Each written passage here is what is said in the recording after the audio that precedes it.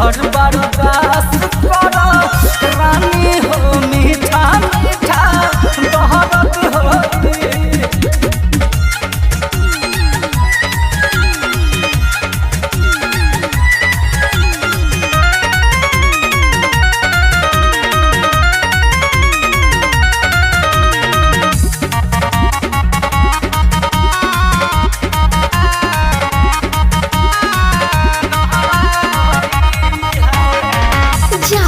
जागल बानी सोया हम कोई दिन से सुते दरा जाओ खिया गोरत नीन से।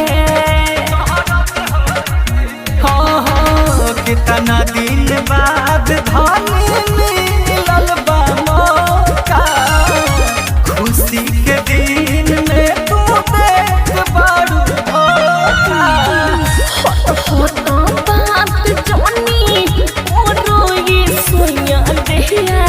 सोरत होई हट हटा बात जानी मोरो ये सोया देहिया सोरत होई। आज भर बर्दाश्त करो धानी हो मीठा मीठा दहरत होई है। आज भर बर्दाश्त करो धानी हो मीठा मीठा दहरत होई।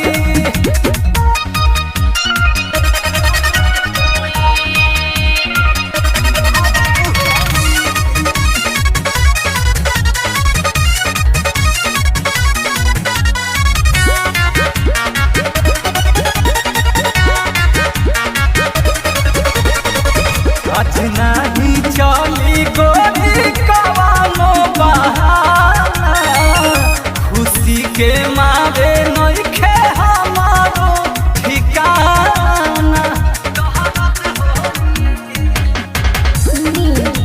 निहाल तोनी सुन छुम जबूरी बतिया तोर बूझ पे मारो तारो छुरी। दीपक रोनो जी तो हमारा बतिया के न मानो देहिया हरज होई। बिनोए सुदर्शन हमारा बतिया के न मानो देहिया सोरत होई। आज भर बर्दाश्त करो रानी हो मीठा मीठा दर्द होई। आज भर बर्दाश्त करो धानी हो मीठा मीठा दहरत होई। अरे मजा में इतना सजा होला।